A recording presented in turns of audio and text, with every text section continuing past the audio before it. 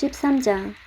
어떤 사람들이 예수님께 와서 빌라도가 갈릴리 사람들을 죽여 그 피가 저희의 드릴 희생 제물과 기본복이 되었다는 소식을 전해 주었습니다. 예수님께서는 그들에게 대답하셨습니다. 너희는 이 갈릴리 사람들이 이런 고난을 당했다고 해서 다른 갈릴리 사람보다 더 큰 죄인이라고 생각하느냐? 그렇지 않다. 내가 너희에게 말한다. 너희도 회개하지 않으면 이와 같이 망할 것이다. 또 실로암 탑이 무너져 죽은 18명의 사람들이 예루살렘에 사는 다른 모든 사람보다 더 악한 죄인이라고 생각하느냐? 그렇지 않다. 내가 너희에게 말한다. 너희도 회개하지 않으면 이와 같이 망할 것이다. 예수님께서 이런 비유를 말씀하셨습니다. 어떤 사람이 무화과나무 한 그루를 자신의 포도밭에 심었다. 그는 이 나무에서 열매를 얻으려고 왔으나 아무것도 찾지 못했다. 그 사람이 포도원을 돌보는 종에게 말했다. 내가 3년 동안 이 무화과 나무에서 열매를 찾았는데 아무것도 찾을 수 없었다. 이 나무를 찍어버려라. 무엇 때문에 땅만 차지하게 하느냐? 종이 주인에게 대답했다. 주인님, 올해만 그냥 놔두십시오. 제가 나무 주위에 고랑을 파고 거름을 주겠습니다. 만일 내년에 열매를 맺으면 놔두시고 열매를 맺지 못한다면 베어버리십시오. 예수님께서 안식일에 어느 한 회당에서 가르치고 계셨습니다. 거기에 18년 동안 병마에 시달린 여자가 있었습니다. 그는 허리가 굽어서 몸을 조금도 펼 수 없었습니다. 예수님께서 그 여자를 보시고 가까이 불러 말씀하셨습니다. 여자여, 내가 병에서 해방되었다. 예수님께서는 그에게 손을 얹으시자 그 즉시 여인이 똑바로 일어나서 하나님을 찬양하였습니다. 예수님께서 안식일에 병을 고치셨기 때문에 회당장이 화가 나서 사람들에게 말했습니다. 일하는 날이 6일이 있습니다. 이런 날에 와서 병을 치료받으십시오. 안식일에는 안 됩니다.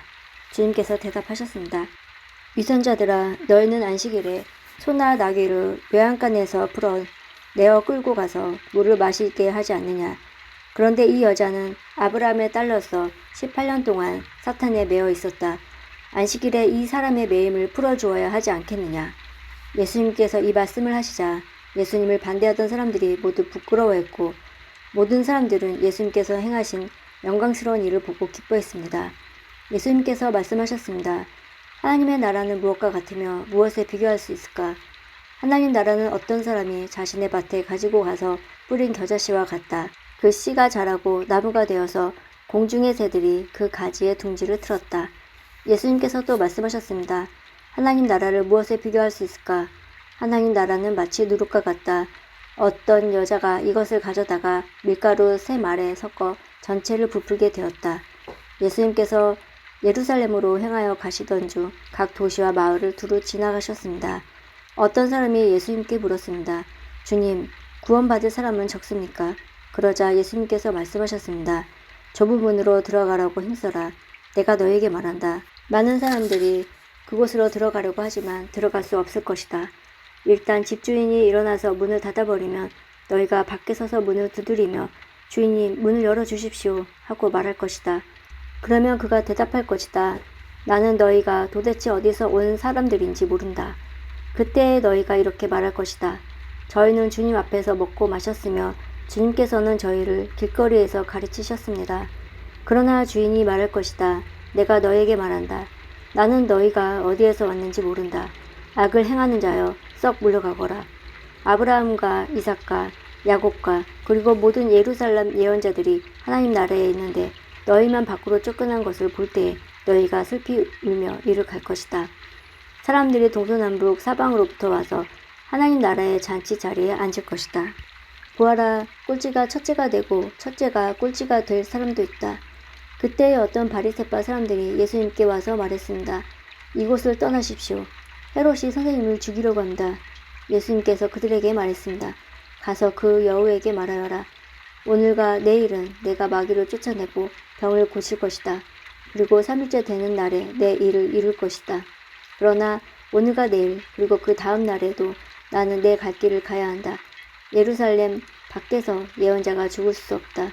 예루살렘아, 예언자들을 죽이고 너에게 보낸 사람들을 돌로 친 예루살렘아, 암탉이 날개 아래에 병아리를 품듯이 내가 내 자녀들을 모으려고 여러 번 노력하지 않았더냐. 그런데 너희는 원하지 않았다. 보아라, 너희의 집은 무너질 것이다. 내가 너에게 말한다. 너희가 주의 이름으로 오시는 이가 복이 있다 라고 말하게 되는 날까지 너희가 나를 보지 못할 것이다. 14장 안식일에 예수님께서 음식을 드시러 어느 한 바리새파 지도자의 집에 들어가셨습니다. 사람들이 예수님을 가까이서 지켜보고 있었습니다. 그때 수종병 환자 한 사람이 예수님 앞에 나타났습니다. 예수님께서 율법학자들과 바리새파 사람들에게 말씀하셨습니다. 안식일에 병을 고치는 것이 옳으냐 옳지 않으냐. 그러나 사람들은 잠잠했습니다. 예수님께서 병자를 붙잡고 그를 고쳐주셨습니다. 그리고 그를 보냈습니다. 예수님께서 바리새파 사람들과 율법학자들에게 말씀하셨습니다. 만일 너희 아들이나 소가 안식일에 우물에 빠졌다면 즉시 끌어내지 않겠느냐. 사람들은 아무런 대답도 할 수 없었습니다. 예수님께서 초대받은 손님들이 서로가 윗자리를 차지하려는 것을 보시고 비유를 들어 말씀하셨습니다. 어떤 사람의 결혼잔치에 초대받았을 때 윗자리에 앉지 마라. 혹시 너보다 귀한 손님이 초대받았을 경우 너희를 잔치에 초대한 주인이 와서 말할 것이다. 자리를 이분에게 내주십시오. 그러면 너희는 부끄러워하면서 끝자리로 내려가야 할 것이다. 너희가 초대를 받으며 끝자리로 가서 앉아라. 그러면 너를 초대한 주인이 와서 말할 것이다. 친구여, 윗자리로 올라가 앉으시오. 그러면 다른 모든 잔치 손님들이 보는 앞에서 영광을 얻을 것이다. 자신을 높이는 사람은 낮아지고 자신을 낮추는 사람은 높아질 것이다. 예수님께서 초대한 사람들에게도 말씀하셨습니다. 너는 점심이나 저녁을 차려놓고 내 친구들, 형제들, 친척들, 그리고 부유한 이웃들을 초대하지 마라. 이들은 너를 도로 초대하여 보답을 한다. 오히려 잔치를 베풀 때는 가난한 사람들, 걷지 못하는 사람들과 다리를 저는 사람들과 보지 못하는 사람들을 초대하여라. 그러면 너에게 복이 있을 것이다. 그들은 내게 되갚을 것이 없다. 너는 의인들이 부활할 때의 보상을 받을 것이다. 예수님과 같이 식사를 하던 사람 중에 한 사람이 이 말씀을 듣고서 예수님께 말했습니다. 하나님 나라의 잔치자리에 앉은 사람은 참으로 복이 있습니다. 예수님께서 그에게 말씀하셨습니다. 어떤 사람이 큰 잔치를 베풀고 많은 사람들을 초대하였다. 시간이 되었을 때 그 사람은 종을 보내 초대한 사람들에게 알렸다. 준비가 다 되었으니 오십시오. 그러나 그들은 모두 한결같이 핑계를 대기 시작했다. 첫 번째 사람이 말했다.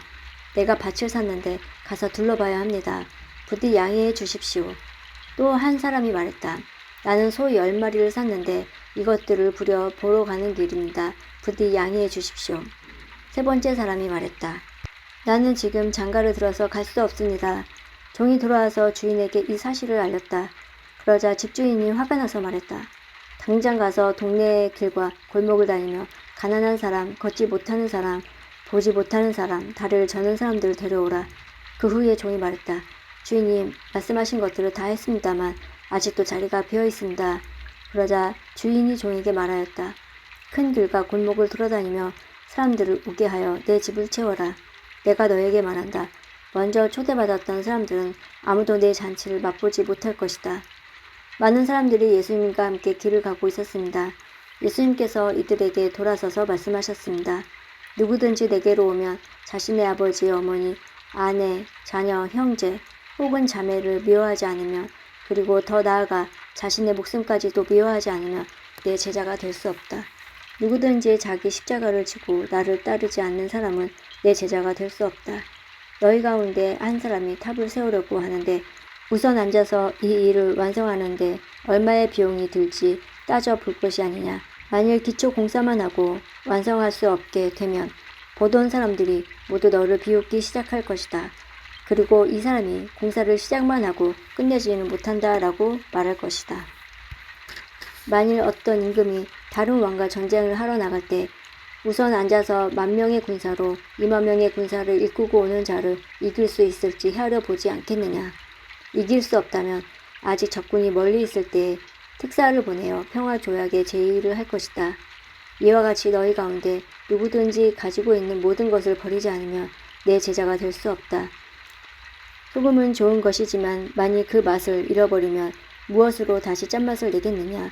그것은 땅에도 거름에도 아무 쓸모없어 밖에 던져질 것이다. 들을 귀 있는 사람은 들어라.